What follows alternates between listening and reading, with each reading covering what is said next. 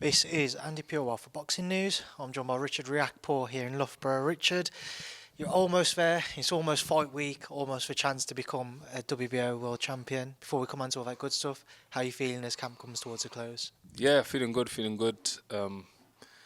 Didn't suffer no injuries or anything like that, so you have to be grateful for that. In camps, lots of things can happen.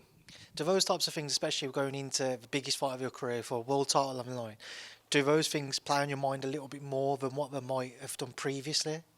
Yeah, of course, it has to. It has to, because at the end of the day, you need to be pretty much in one piece if you wanna go for it and have a good chance at it. And the thing about camp is there's always something that happens. You know what I mean? There's always like niggles. There's always little minor injuries or even big injuries and stuff like that. You can't avoid it, but obviously you just don't want those major ones where you can't compete. And it throws the whole fight.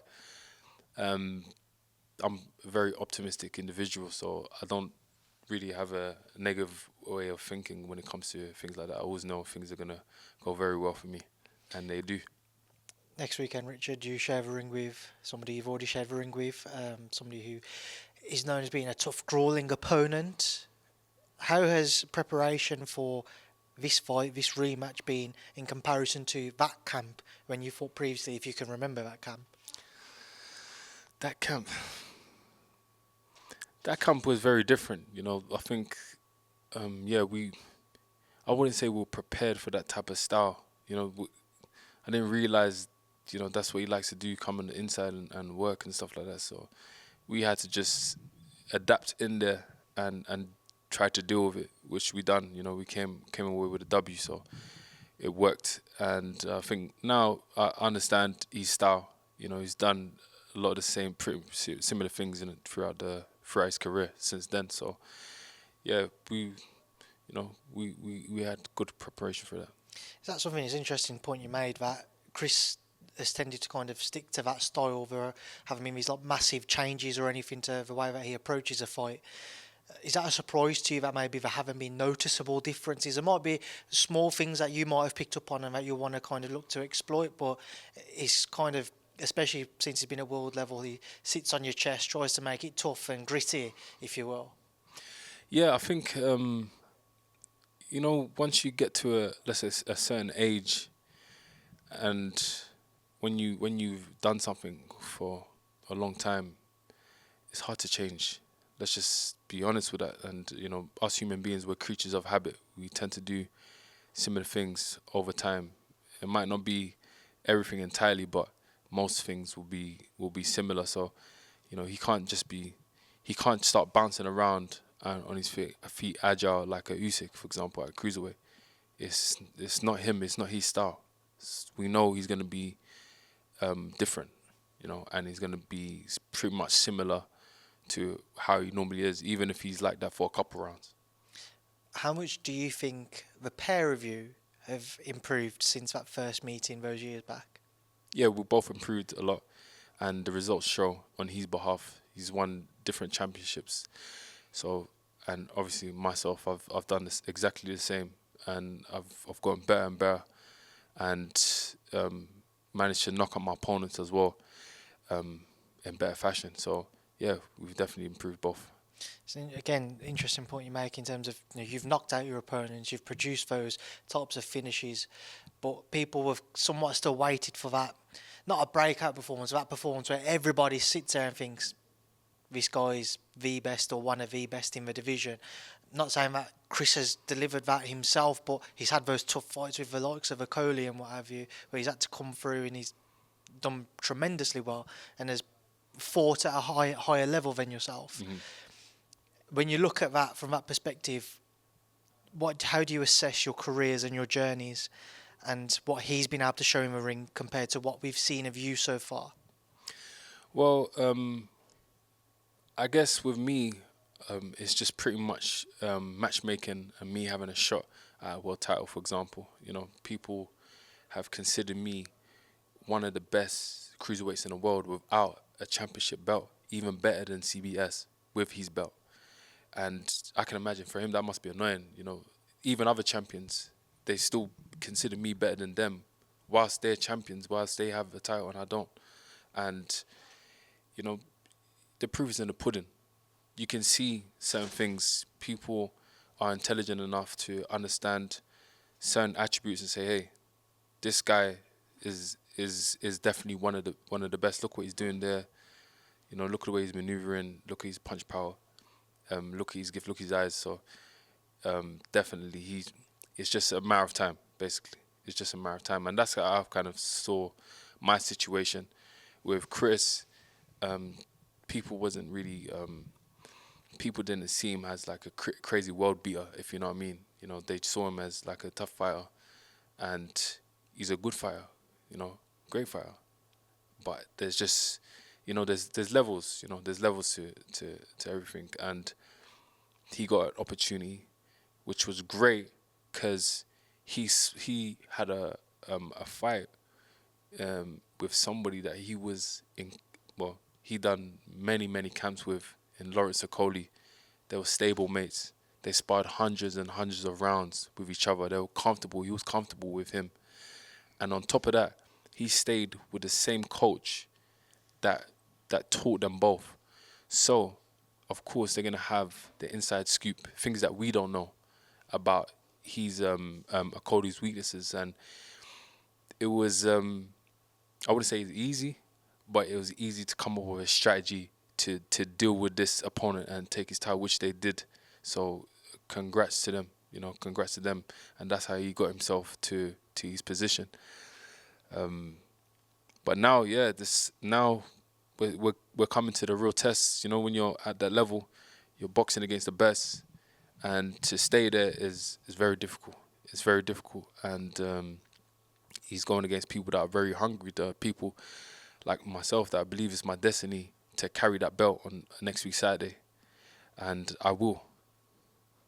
You spoke at the press conference about how when you look at Chris and the fights he's had some tough, grueling fights, and the impact that those fights could have on his body long term. And if maybe, you know, there's a lot of talk about how at some point it might catch up with him, and you believe that it happen in your fight where his body might not be able to withstand everything you throw it the way it might have done in the previous fights. Can you delve a little bit more into that and kind of the damage that Chris has had to go through during fights, and why you think maybe his body might start to not necessarily fail him, but start to show those weaknesses a little bit more now? Yeah, we're obviously watching Chris's career. I've watched many of his fights, and I've seen him, how he's performed time and time again. A lot of people always focus on the W's. They focus on the victories, and that's it. But just remember, like with a lot of fighters, there's always chinks in armors, in their armory. So they might get the result at that time, but they fail to focus on the gaps in their armory until they go against a certain opponent to expose that. And that's what it is. And with Chris, even though he's got the wins, and I'm sure he's very proud of himself, I was able to see different things. I was able to see that he takes more shots than he has taken before. Why is that? Maybe his reflexes are slowing down. It's a normal course of an athlete. Boxing is wear and tear on the body. I cannot be in this physical position right now, and in my physical prime, forever. I can't be in it forever. So it's, you know, as time goes on, we're gonna slowly deteriorate in different ways. And if you know about like the game, power punches, you know, the power is the last thing to go. You know, but before then, it's the reflexes, it's the agility, it's the speed, and all of these things. And I've seen that type of deterioration in Chris a lot. And I think I mentioned it in the press conference, and no, not in the press conference, in the gloves are off, and he laughed at me. And in my head, I thought, man, if you're laughing at me, you are delusional, because you need to watch yourself like back and really have a look at certain things. I read some of the comments as well. So many people that are not even fans of me saying it's true, it's true, it's true, it's true, it's true. and there's nothing that he can do to stop that. Unfortunately, it's just like when certain fighters come back and say, "Oh, I feel greater than ever. I feel the best I've ever been," but you're like 5 years or 6 years older than you was when you're performing at your peak. What do you think is gonna happen? What do you think you're gonna be performing better than before? No, especially when you're taking damage as well, and you've been through about 10 to 15 camps. Come on, you have to get real and be honest with yourself. Anyway, which brings me back to why I heavily favor myself in a fight. I punch very hard, and I will get a chance to land. And when I do land, how would he react? And that's the question everybody wants to know. I'm not relying on punching this guy once and knocking him out, but I do believe if I do hit this guy, I'm going to take him out. Given that end statement in particular there, Richard, would it be a surprise to you if, say, you're having significant success in the fight, you're landing that right hand as and when you please, but if he's still standing there, he's still coming forwards, would it be a surprise to you, given everything that you've just explained in terms of wear and tear on the body, if Chris was able to withstand what your best shots? Yeah, it would be a surprise. That would be a big surprise, because now I'm punching harder. I'm punching harder than before. The other day, I knocked out a gorilla. Believe it or not. Need to explain that one a little bit more. I'm not going to say no more, but I knocked out a gorilla. 250 pound. So if I can knock that out, imagine what I could do to Chris Billam-Smith. 210 pound. Probably a fight night, 215. It's a wrap. How does that stoppage come about on next Saturday? Yeah, I think it's gonna be very explosive. These days, I'm very explosive. I throw shots and I'm like, what the hell?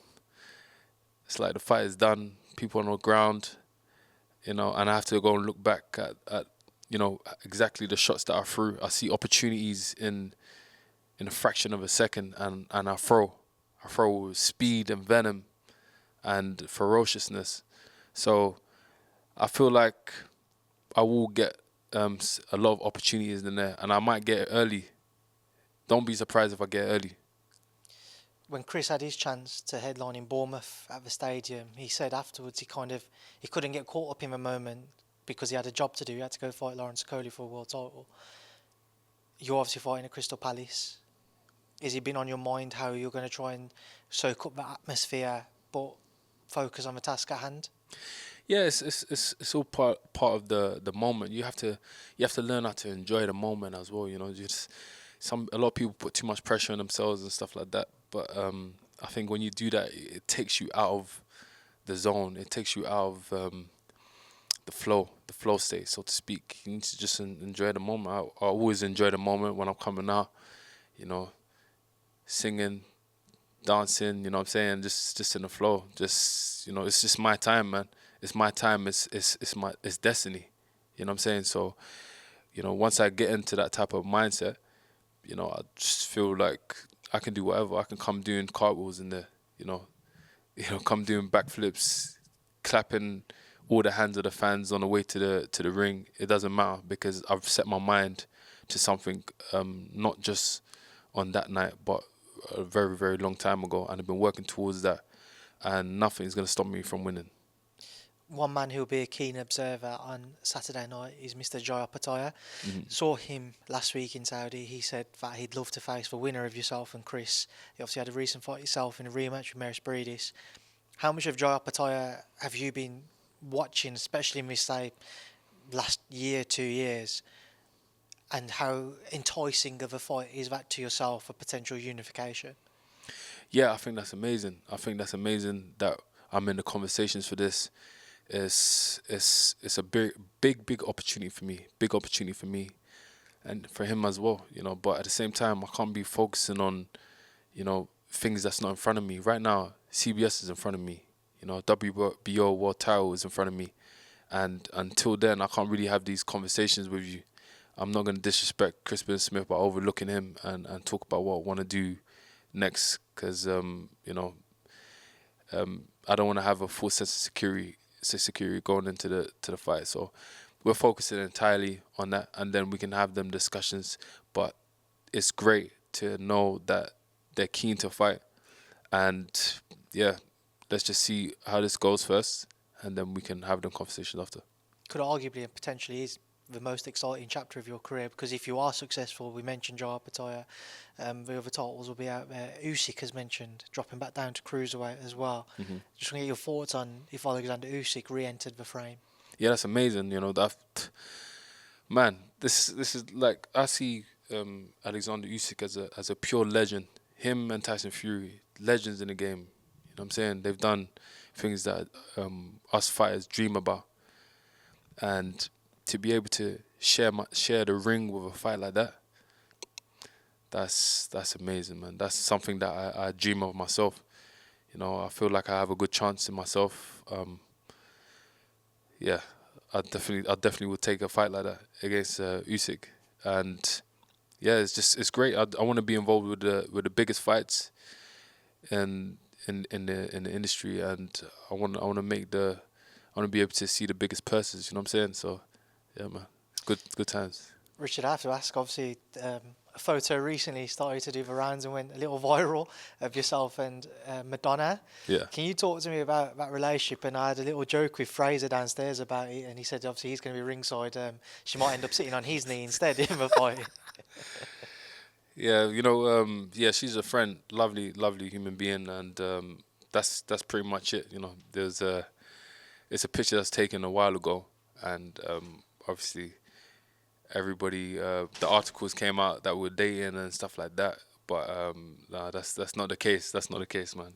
But, Boxing Twitter's not going to be happy to know that's not the case now. yeah, but I'm sure people know, man. The picture's old. You know, the picture was had been out for quite a while. You know, for months. So yeah, I guess it's probably shocking to see that. But hey, that's boxing for you, you know. Just two fights I want to get your thoughts on, which could potentially take place on the same night, and one involves your campmate, Fraser Clarke. A lot of talk of him and Fabio Wardley meeting up in a rematch. Rumours that it might take place on a potential Anthony Joshua undercard at Wembley. You saw how gruelling of a camp it would have been for Fraser for the first fight. Him back in camp, what he would have learnt from that first outing with Fabio Wardley. If they cross paths again, how different of an outcome would you expect it to be? Yeah, I think it'll be a great fight. I think it's a fight that's going to be great for the fans. Everybody's going to be excited. The first one was one of the best fights I've seen live, honestly. And what was going through your, because I can't picture you as kind of like a campmate sat there. I can't work out how you would be. So would you be up shouting, screaming from your seat? Would you be a bit more chilled? What's going through your mind when you were watching it? Yeah, you know, my voice is not that loud, man. So I'm not the one to do a lot of shouting and screaming. But yeah, it's fascinating, man. It's fascinating. It showed so much incredible heart and desire, will to win. And yeah, it was just watching, you know, the little. Obviously, as a fighter, you know, I'm watching all the little technical elements that the casual fan wouldn't really understand. But yeah, it's one of them. It's a fight that I want to see. I want to see again. And can you imagine to doing on a undercard at Wembley? That's crazy, man. I'm just happy for both of them. I'm happy that they're getting what they deserve. You know, financial reward and getting the respect from the boxing world. As you mentioned, those being rumours of taking place on a potential Anthony Joshua card. Anthony Joshua versus Daniel Dubois has been mentioned. What would you make of a Joshua-Dubois fight now? The most recent versions of themselves, very improved fighters. That'd be a great fight. I think Daniel Dubois has showed a lot of hunger, determination, being able to overcome adversity. When everybody was, you know, talking like he had no heart and he's not a proper fighter, he come back and show that he does have those attributes against somebody like Joshua, which is almost like a veteran in a way, you know. That's how I'm perceiving him to be. A lot of people, I've seen some of the comments as well online, and they're saying, yeah, Joshua is gonna win by knockout. Joshua is got too much for him. And yeah, you would expect that 100%. at the same time, it's heavyweight boxing. And Daniel Dubois, he can punch. He can punch. Joshua can punch. I feel like it'll be great because it's a real test for Joshua to see how much he still wants it, how hungry he is. Because somebody like Daniel Dubois is gonna test him in that aspect. You know what I'm saying? When you have to kind of dig deep a little bit, say, you know what, I'm gonna show you.